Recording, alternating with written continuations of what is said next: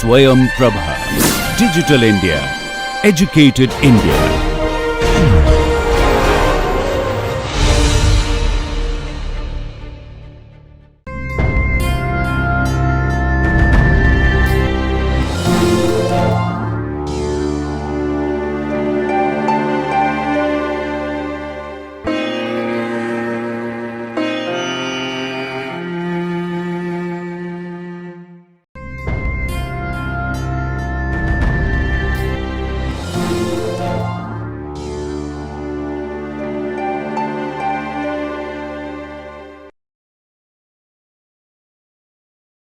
Hello and welcome back. So, we looked at I think projection radiography and computer tomography in the last class and other imaging systems.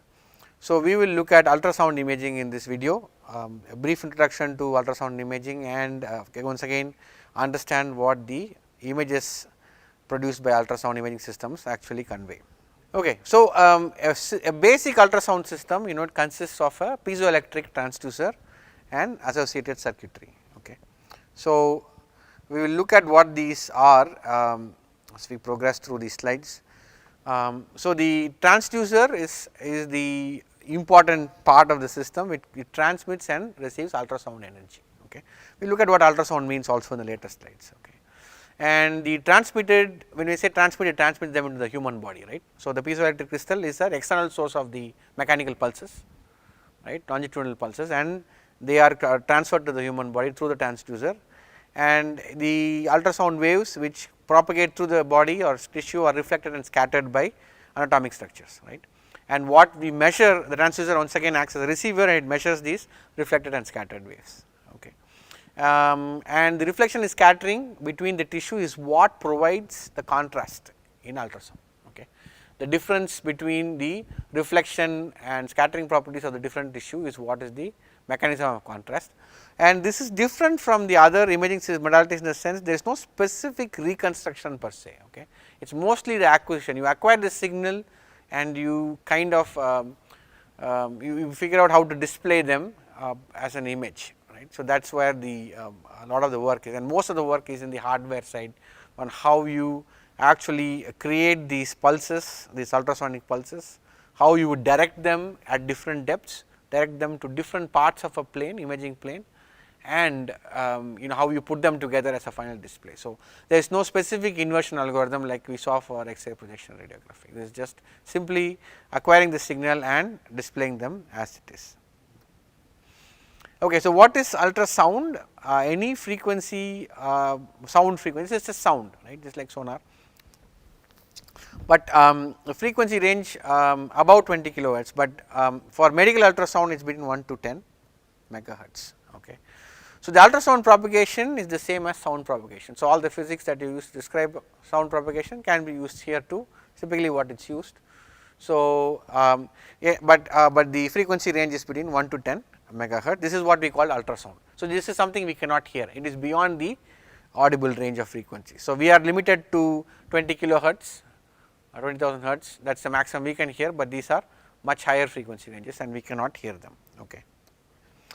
Okay. And the most common applications of ultrasound imaging you would have seen, if not, you can always search in the web, lots of illustrations, right. Echocardiography, which is basically the imaging of the heart. So, you can actually do real time imaging of the beating heart. So, people use that, especially even you can also do real time beating of a fetal heart. So, inside the mother's womb you can see its heart, right, and for looking for abnormalities. It also allows you to do something called Doppler imaging, which lets you measure velocities, for instance blood flow, right. Because it is non-ionizing and non-invasive, like I mentioned, it is used in fetal ultrasound or obstetrics as it is called. And it also can be used in image guided surgery, finally, because surgeries generally take a long time and you can't constantly expose the patient to some ionizing radiation during it. So, ultrasound offers you a very good way to monitor during surgery. So, some image guided surgeries are done with ultrasound imaging systems. These are the wide range of applications here. Of course, other than this there are multitude of other applications for ultrasound also. They also provide the resolution, depth, etc. And they are used in many applications and it is growing. Okay, this is my drawing of an ultrasound system. It's terrible, but we'll have to make do with this. Okay. So, this is let us say the patient. Okay. The human body. Let us just draw a head here, just make it a little bit better. Okay, 2 legs. Okay. So, this is the this is the transducer. Okay. All right. So, this is the source of your ultrasound. So, you can think of it as emanating these waves, right, and I am going to have to write the patient somewhere else. Yes.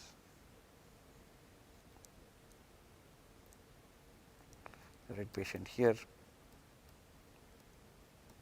So, these waves go everywhere through, and you have to of course guide them, and these are inside the body, they are scattered and reflected back. So, you will have them coming back to you.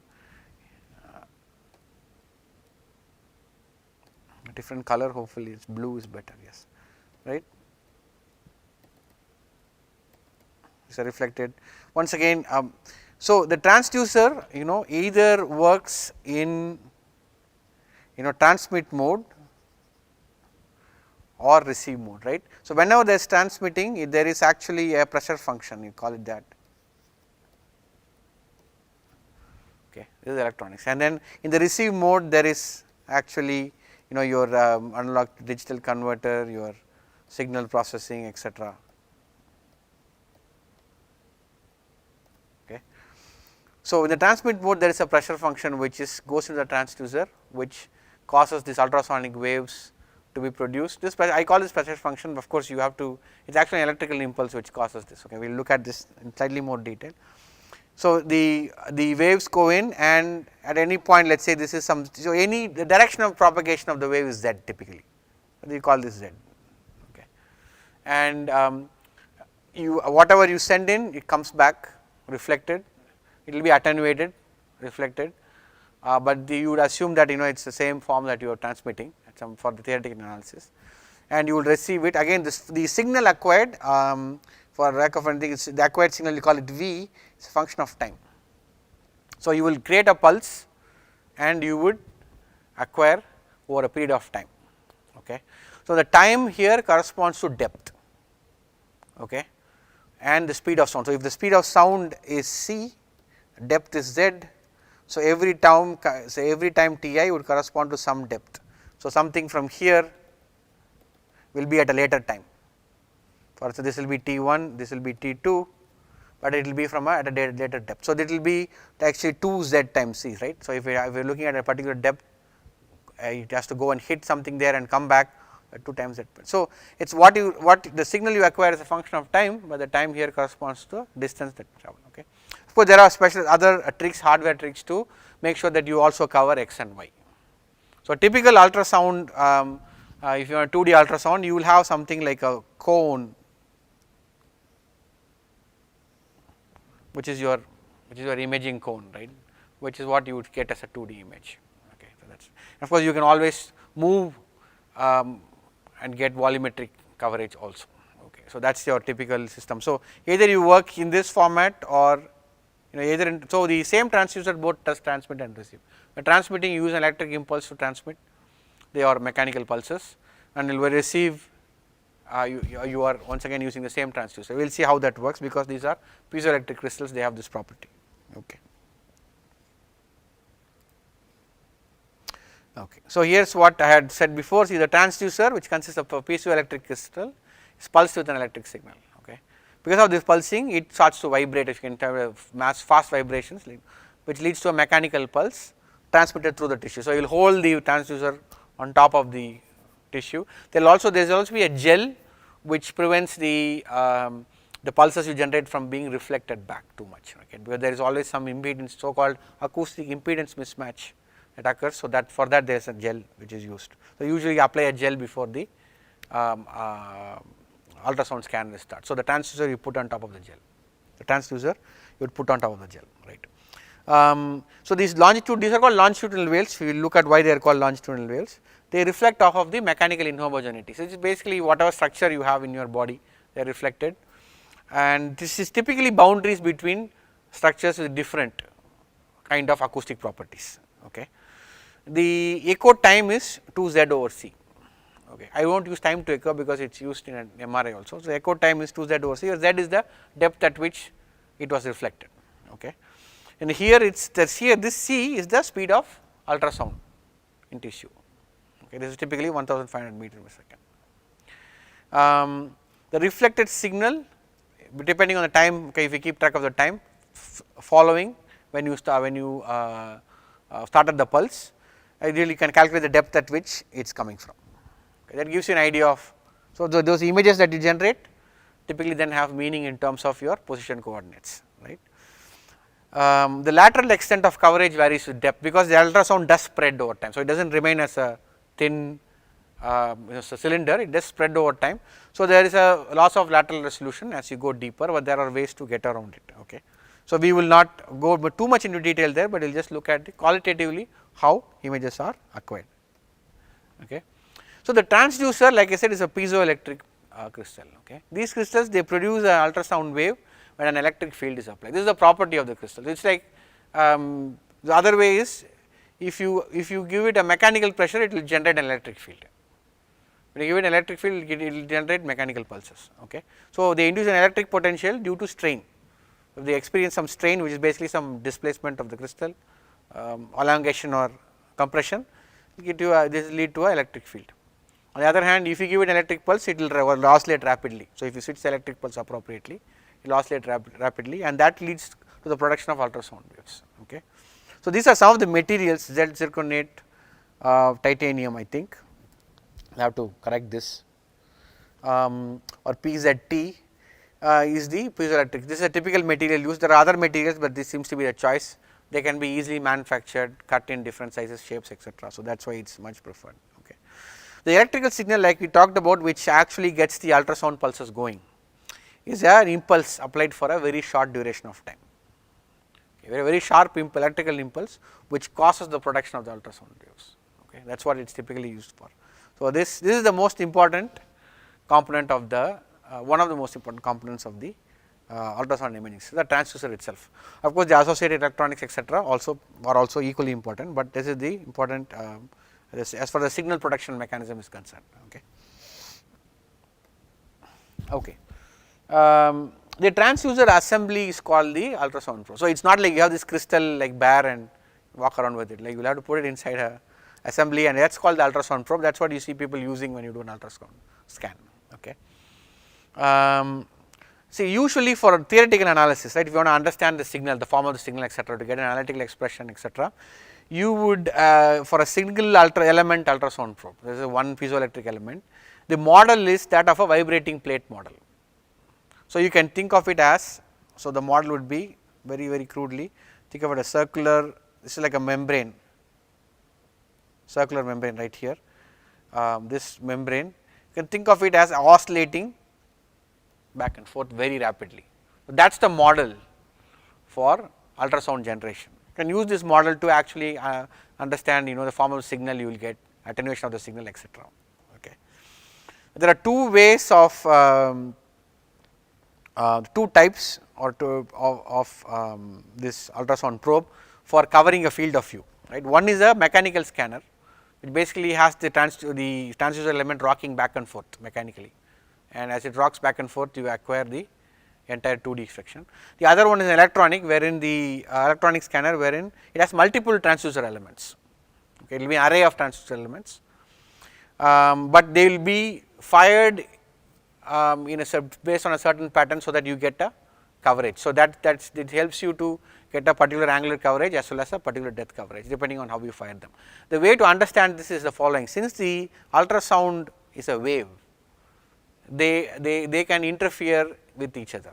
So, if you have multiple ultrasound probes, or even if you think of this membrane, there will be each point in the membrane can emanate one ultrasound pulse wave, and so they can they can interfere constructively or destructively. So, in the case of an array, if you time the pulses properly, then you can have enough delta t between them, time difference between them, so that at some depth they interfere constructively to get maximum signal, right. You can also do that so that they go along a particular direction theta. Okay. So, this is exactly what helps happens in an actual modern ultrasound scanner. You use the diffraction properties of the wave to direct it along certain directions as well as a certain depth, okay. Because these waves, this is a wave, it can interfere constructively or destructively. So, you would time them, introduce phase shifts, so that they will actually interfere constructively along a certain direction or at a particular depth. So, you get focus and you get steering, both of them is possible. So, why is it a longitudinal wave, etc. So, it is that is to understand that part. So, what happens is that the propagation of the ultrasound waves, the way it is generated and way it propagates, it propagates by the compression and relaxation of small volumes of tissue, okay. And also it depends on the elastic properties and inertia of the tissue, right. So, when you compress a piece of tissue, it of course it gets compressed and then it tries to goes back to its original position because of inertia, but because of inertia it overshoots its resting position. So, then it will go and compress the neighboring volume of tissue. So, that is how it propagates. So, this creates regions of high pressure and low pressure. This is a longitudinal wave, okay. So, basically that is what it means by a description in terms of a spatially and temporally varying function, because over time the wave will dissipate, right, but then also spatially it will vary because of the compression and rarefaction, okay. So, you can describe this wave in terms of how let us say the speed of the particles in the medium, okay. There is one wave speed that is different. This ultrasonic wave itself has a speed. The particles in the medium oscillate, vibrate along with certain speed. So, that is a different speed. So, you can describe this wave in terms of the speed of the particles in the medium. These are microscopic particles in the medium. It could be anything, you can, this is one abstraction. It can also be described in terms of acoustic pressure. Like I said, these the transmission of the longitudinal wave is done by the compression and rarefaction of the materials in the tissue, in the body. So, you can always describe them in terms of pressure function also, okay. So, all of these satisfy the so called wave equation. So, that is how the signal itself is modeled, that is how you would understand the what is the magnitude of the signal that is received by the transducer after a certain time. So, there are different modes of scanning. One is called the A mode, okay. A mode is basically you have the transducer facing along a particular Z, let us say, and you pulse it and then you record that echoes, it is called echo when it gets back over a period of time. Like I said, time translates to depth, so you can just plot that signal out, that is your A scan, okay. You can translate your transducer mechanically or electronically like we saw and do a bunch of A mode scans, and that will be your B scan. So, that will give you like a plane image, right, plane image. And you can do something similar for 3D, you can move the plane around and you get a 3D scan, stack planes or rotate it or rotate an 1D array, and each of them will give you very nice 3D scan, okay. If you measure a single line scan over a period of time, so you can actually follow things over time. So, you keep measuring the same place over time, it will lead you something called a M scan. So, each line will be at a different time point, that can also be done. These are different types of acquisition modes, okay. So, what is it that we are measuring, right? So, that is very important. More than these are, now we understand a little bit of what we are how the measurement is done.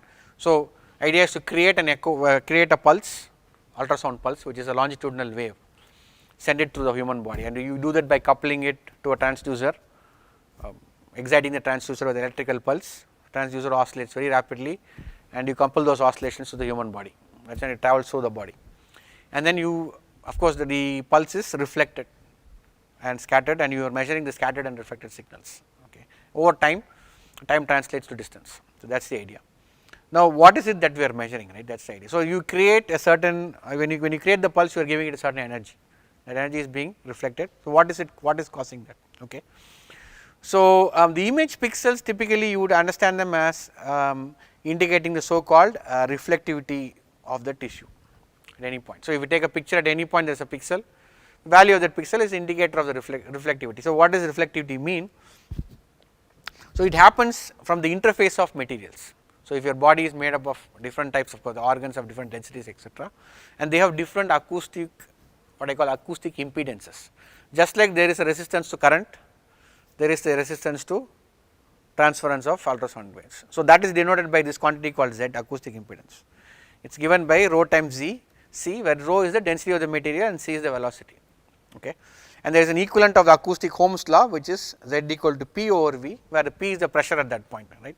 So, these are the ways of looking at, the quantity you are measuring, it is related to Z, comes from, and not only just Z, it is basically the interface of materials which causes it. There are two types, one is there is reflection from interfaces, there is also scattering or volumetric reflections from objects or structures which are smaller than the wavelength that you are sending in. Okay. So, these are the two main sources of the ultrasound signal, okay, that is the important part, right. So, the reflectivity then can be defined in terms of the acoustic impedance between, let us say, here I am calling Z2 minus Z1 is where I have like an interface, there is here it is Z1, here it is Z2, there is an incident beam and it is reflected. So, the reflectivity or the fraction that is reflected, if you can call it that, is the ratio of this. So, Z0 is an average impedance, you can call it Z1 plus Z2 by 2, okay, and that is how it is. Okay. But still this reflectivity etcetera is still a very small portion of the signal, in the sense that even though the measured signal comes from reflections and scattering, the amount, the absolute, the SNR is very low. So, that is one of the drawbacks of the ultrasound imaging system, but still very effective, is that the signal to noise ratio is poor. That is because not all the sound that you send in comes out, lot of it is attenuated, lost, but majority of the signal you receive comes from reflections and scattering. Okay. So, which means that, see, the intensities in the ultrasound images are relative. So, for instance, if you saw in computer tomography, the value of a pixel, or even for, let us say, projection radiography, the value of a pixel in the image, a point in the image, has an absolute meaning. It is a measure of the attenuation coefficient, which is related to the density of the object, okay, or the electron density of the object. Here it can't make that judgment. Here all you can say is, if something is brighter than the other, it says more reflective than the other, that is something like that. So, it is the relative contrast that is important. Okay. So, this leads to actually images in ultrasound have a lot of texture. So, a lot of the diagnosis is done based on texture of the ultrasound image. So, different tissues will have different types of texture, which basically arises from the reflectivity. So, once again, when I keep saying intensity, energy, etcetera, the quantity is well defined. So, which basically, if you want to look at the intensity of an ultrasound wave, that is P square over 2Z at any point, that is how it is defined. And if you are looking at the ratio of reflected to incident intensity, right. So, basically you have interface, there is one, like I said, there is an incident wave and there is a reflected wave. If you look at the ratio of the reflected R over I, if you want to call it, then it is actually proportional to, and I actually poor notation, I apologize, let me just, let us not call it R, some small r at least, right. So, we will call this small r and small I. Okay. So, the ratio R over I, small r over I is R square, while the intensity I R over I small I, right. So, this is so this is way to understand what the ultrasound image pixels mean, okay, that is all. There is just a very qualitative way of understanding it, just tells you how reflective that particular tissue is, gives an idea of the acoustic impedances in the medium. Okay, that is one of the things. There is one other aspect that I have not talked about, plus you should look it up yourself. It is called speckles in these images. Okay, so some of these reflections also gives rise to so called speckles in many of these images. It is a very bright spots that you see in a picture. Okay, and that is again because of the nature of ultrasound propagation and how you do the measurements. So, there are two, like I said, there are two sources of the signal, major sources for the ultrasound signal that you receive. One is the reflection, the other is the scattering. Okay. There are always microscopic inhomogeneities in our tissue. Okay. These are smaller than the wavelength of the ultrasound wave, and they scatter in all directions. Okay. So, relatively weaker than surface reflections, right. But it is again one of the strongest source of the ultrasound signal. But like I said, lot of the signal is lost, most of what you get is reflection as scattering. There is one more aspect which I have again not talked about, is that the ultrasound pulse is attenuated as it travels through the tissue. Also when it attenuated when it travels through, attenuated when it travels back. Okay. So, this attenuation, it depends on frequency. So, if you use very high frequencies, there is a lot more attenuation, but so then you can't go very deep. On the other hand, we give high frequency, you will also get good resolution. Okay. So, that is one give, that is one compromise that you have to choose, right. So, you can't do, if you want to do deep structures, you can't do high frequency ultrasound, very hard to do. So, that leads to, so there will be some attenuation, because its attenuation increases with frequency. Okay. So, we will we will then now proceed to look at some of the mathematical models for ultrasound propagation, and just have just look at a general expression, at least for an A scan, what is the form of a signal that is received and how to understand it, and from there to understand what are the compromises in terms of how is lateral resolution degraded, how is depth wise resolution degraded, etc., from those equations. Okay. Thank you.